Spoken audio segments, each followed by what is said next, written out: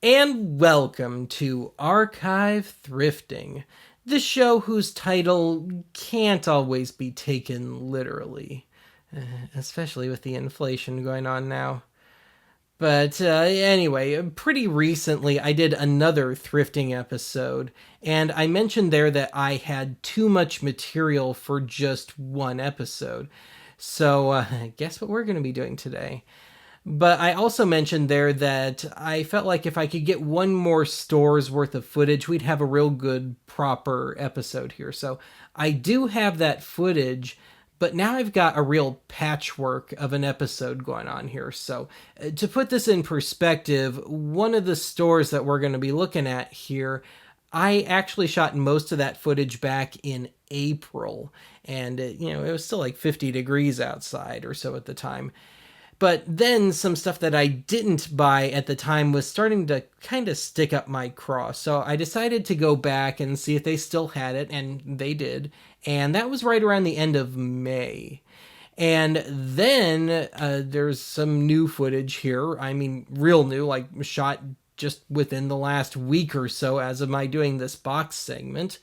And then we got another segment that just sits right in the middle somewhere. So that's my cute little way of saying that the vibe of this episode is going to shift around quite a bit. And if I'm suddenly magically wearing long sleeves for some strange reason, well, now you know why. But anyway, let's go buy some stuff, shall we?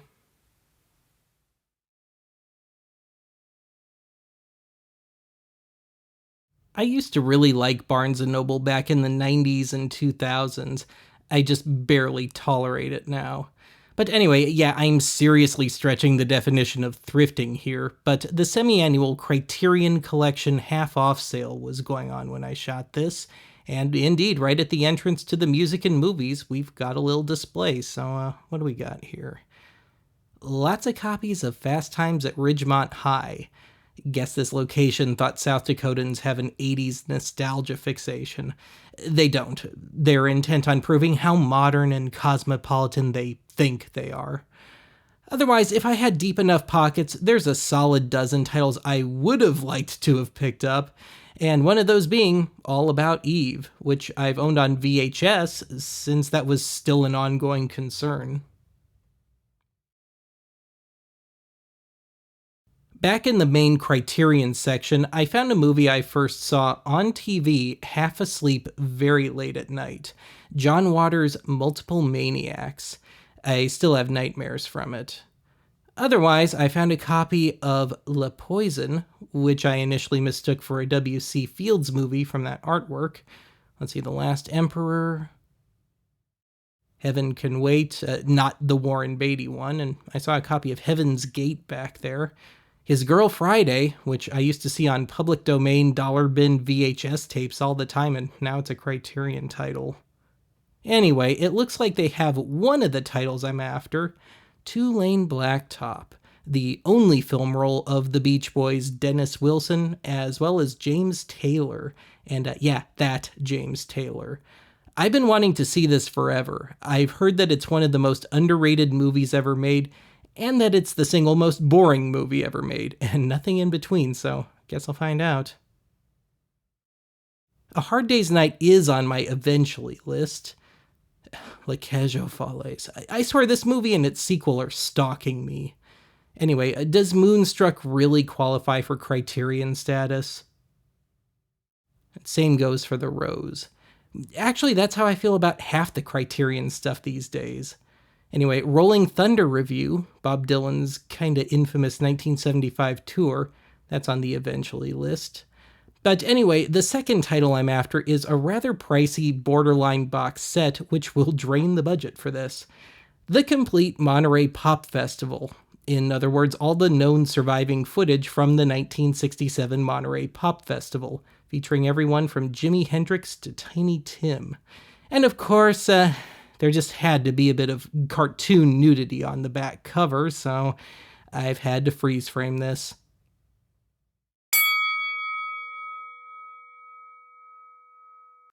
And the haul from this store consists of the two titles I was after, both on Blu-ray, Two-Lane Blacktop from 1971, and The Complete Monterey Pop Festival, shot in 1967. Moving on and back in time to Savers, and they still haven't painted over the old sign, as of the time I shot this and as of my doing this voiceover.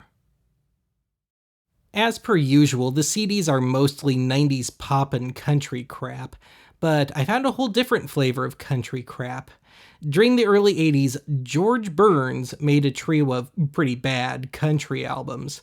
I've got one of them already on vinyl, and this will save me from having to transfer it. And if I may ask a dumb question, why didn't they just have him make an album of the stuff he sang in vaudeville? Anyway, they've added a fourth disc to this with an episode of the Burns and Allen radio show, I guess just to ease the pain a bit.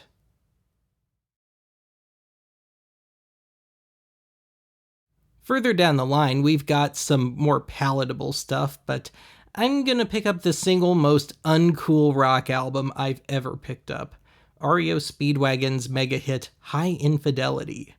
I've already got a copy, but it's a stupidly overcompressed remaster.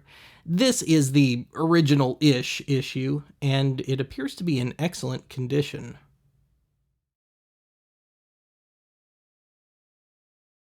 Hey, it's our second Tommy Bolin sighting on this show. I've already got this one and this very issue, and alas, the man did allow his mind to post-toasty and OD'd at the age of 25. Aside from that, here's one for the record ripoffs pile, a tribute to Faith Hill. Couldn't possibly be worse than listening to the real thing, could it? In the cassettes, a British Pickwick release, which always, used the real thing, though this appears to be a repackaging of a live album. Then down at the bottom, we got a copy of Corey Hart's first album, and if you've heard the hit, you've heard all you need. Let's see, George Thorogood, Bad to the Bone. I'll hold out for a CD of that. And well, this makes our second sighting of this Edgar Winter album on this show, and I'm still holding out for a CD of that one. And lastly, in the back, we got a copy of Little Feat's Feats Don't Fail Me Now, one of those insanely rare albums where I say, get it on vinyl. Well, this little device is to cut down your photos for those deals on the walls of everybody's grandparents' house.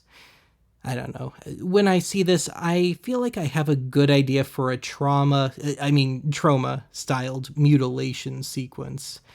Can someone get me Lloyd Kaufman on the phone?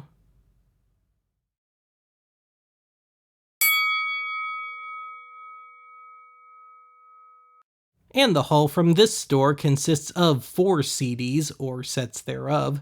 We've got a near-original issue of REO Speedwagon's High Infidelity, a 4-CD set featuring all 3 of George Burns' country albums, because I'm a masochist, The Best of the Ventures, which was found off-camera, and for the record ripoffs pile, a tribute to Faith Hill by the Nashville Divas.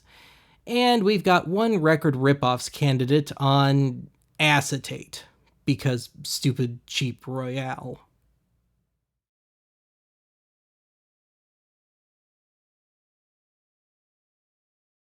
Jumping all the way back to April for this one, I only come here once or twice a year because the selection hardly ever turns over. Right out of the gate, I found a prison TV, clear so that the criminals can't hide stuff in it. These are incredibly basic TVs, and I had never seen one in person up until this point, and I'm sure I'll take some heat for not picking it up. But really, it's just a little too basic for anything I would ever use it for. Next to the TV is this cheap little toy keyboard. I'm always on the lookout for cheap, odd little instruments to use on archive, but I passed on this one because I thought $30 was a bit steep for a no-name toy keyboard with no power cable. Otherwise, some overpriced guitar pedals. Speaking of guitars, they always have a few here. Now, I've long wanted a hollow body electric guitar, but I know I'd hardly ever use it, and I can't justify $500 for such a thing. So basically, the price of used mediocre 12 strings has doubled since I bought my mediocre used 12 string a little over a decade ago. Always gotta hit the 8 tracks when I'm here. Now, you already saw that this was a nice, bright, sunny day when I shot this. So, having said that, on the first Friday of every month at 11 a.m., the city tests the civil defense sirens. This was not Friday, nor was it 11 a.m. So the store owner decided to have a little fun with it. That's a tornado warning, everyone in the basement. Yes, he was joking. No, nobody moved, myself included. Anyway, this place has kind of become a go-to for record rip-offs candidates, and they did not disappoint. Having said that, some of them were country knockoffs and totally lacking in crossover hits, so with one exception, which you'll see later, I stuck with just the pop rock ones. In the VHS section, I found a much later Dorf tape, and dare I admit I've got a DVD set that rounds up all the Dorf stuff. But yeah, only the original Dorf on Golf was even remotely funny. And this was a little depressing in that neither Tim Conway nor Chuck McCann are with us anymore. I'm not a martial arts person, but even I have to admit that martial arts movies had some of the coolest, read most overdone, VHS covers. Now, I do have a few tapes kicking around with some amusing martial arts movie trailers on them, though. And even that cover art couldn't burn off the Blockbuster sticker. Took everything else, though.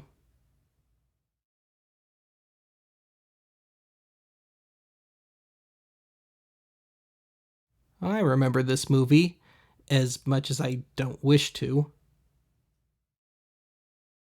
I was quite disappointed to find that this one was missing the aerobic rider. Now, I seem to remember this tape of public domain cartoons getting pushed quite heavily by one of the home shopping type channels when I was a kid, and it looks like somebody actually bought a copy. Whatever. Special convention update. Oh, I bet you this is one of those 90s money-making scam tapes. Yep. Guess I better pick it up, and I'm developing a decent collection of these things. And, whoa, I don't want to unintentionally dox anyone there. Anyway, I guess I should cover these things sometime, shouldn't I? Phantom Fury how-to video, which appears to be a vacuum cleaner tutorial. You know you're desperate when you call your vacuum cleaner the Phantom Fury. Oh, this looks just overzealous enough that I have to pick it up.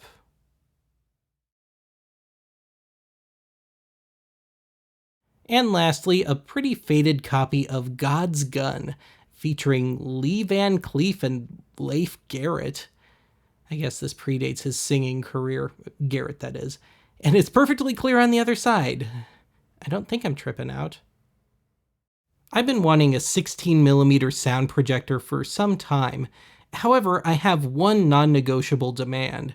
It needs to run on the more modern halogen bulbs, not the old-fashioned glass ones. They're just getting too rare and too expensive. But of course, this would have to predate the halogen ones by just a year or two. So close. And I'm sure there's a significance to that rope. Otherwise, this is a pretty nice looking model from 1970, though I understand Kodak pageants are a terror to maintain and repair. Whoever had this before me seemed to take pretty good care of it, though. Alright, the first decent Laserdisc selection I've seen since I've lived here. We've got what has to be pretty much the complete Laserdisc issue of the X-Files TV series, a show I could never get into back then, or now for that matter. Otherwise, another copy of Moonstruck. Snap out of it. There's actually some decent stuff in here. Already got that particular issue of Annie Hall. Well, I didn't like Get Shorty, but I gotta check this out to see if it's got a DTS soundtrack. If it does, I generally pick it up regardless of the title. But no, it does have an AC3 track though, but yeah, no DTS. And I've got plenty of AC3 titles already. Scent of a Woman. Crimes and Misdemeanors with Woody Allen. Never heard of it, but generally some pretty decent looking stuff here. When Harry Met Sally, but yeah, really nothing I'm after, but I'm just thrilled to see some Laserdisc action. Roger and me. Wonder what Michael Moore would say about Detroit these days. And right back to the usual crap records. Blech, the usual 60s easy listening junk. Oh, but wait, more Laserdiscs. And otherwise some decent enough stuff, but really nothing I'm too interested in. I spent too many Christmases working crew on productions of The Nutcracker. I still can't stand to listen to it. But I will take this one from the heart. More on that later. Okay, semi-controversial commentary time. Outside of something like Divine in a John Waters movie, I've never understood the whole drag queen thing. I mean, I think I get the humor, but more often than not, it feels to me like presenting an often grotesque caricature of a woman. Back on a more technical note, this is probably the oldest Image Entertainment title I've ever seen. This one's from 1984.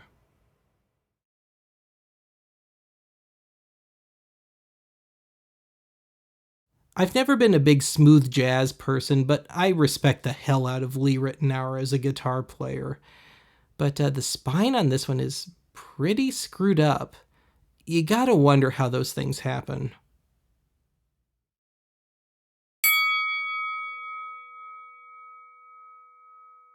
And the haul from this store consists of one audio cassette found off camera, and if the marking is correct, this appears to be someone's demo tape.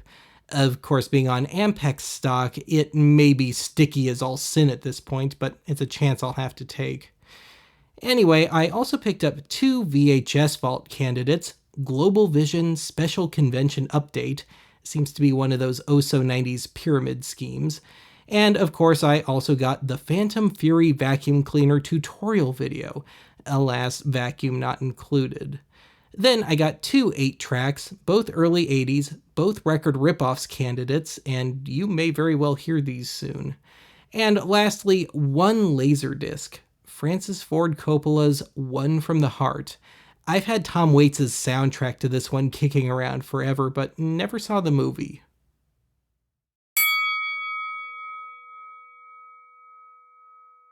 As I mentioned in the intro, I went back a little over a month later because some of the titles I didn't pick up were just crawling up my ass.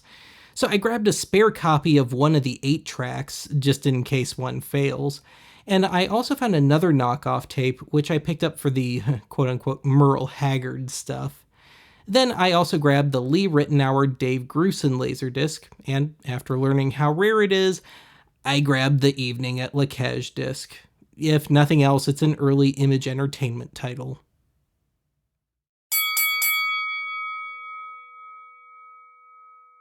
And the final haul for this episode consists of 3 Laserdiscs, Francis Ford Coppola's One from the Heart, Lee Ritenour and Dave Grusin, live from the record plant, and An Evening at Lacage, which I watched, and my opinions remain unchanged. We've got 1 quote-unquote vinyl record ripoffs candidate, An Hour of Tops and Pops. Royale made some of the absolute worst of these things. Then we've got 4 CDs, or sets thereof, from George Burns, REO Speedwagon, The Ventures, and a Faith Hill tribute album for the record ripoffs candidate pile. Speaking of record ripoffs candidates, we have got 4 8-tracks, all knockoffs, all still sealed, 2 copies of a 1980 compilation, 1 country compilation, 1 1981 pop compilation. Then we've got 2 VHS Vault candidates, a 90s money-making scam tape, and a tutorial for a probably hideously overpriced vacuum cleaner. Man, that just screams 1998. Then we've got what is indeed somebody's demo tape. Decent, if kinda pretentious, 70s singer-songwriter stuff. I'll play a bit over the end credits. Lastly, 2 new Criterion Collection Blu-rays, 2 Lane Blacktop, and the Complete Monterey Pop Festival. Thanks to these, we've got a record breaker for most expensive thrifting episode to date. The Blu-rays alone were $58 and change. And the final cost of this haul came out to about $81. And that's it for today. I will talk to you again soon.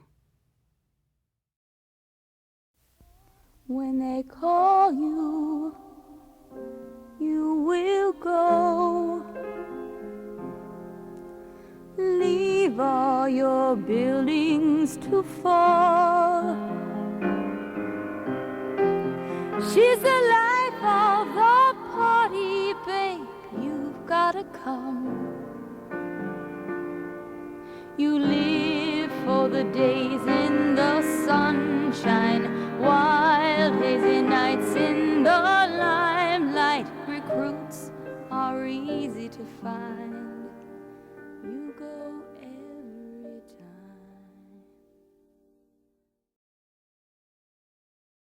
time. Have you ever had a homosexual experience? I mean, other than a camp counselor, we never count down. Now, darling, try to remember, I'm the girl, you're the guy. Woo-hoo! Well, I'm not putting on this makeup because I want cookies.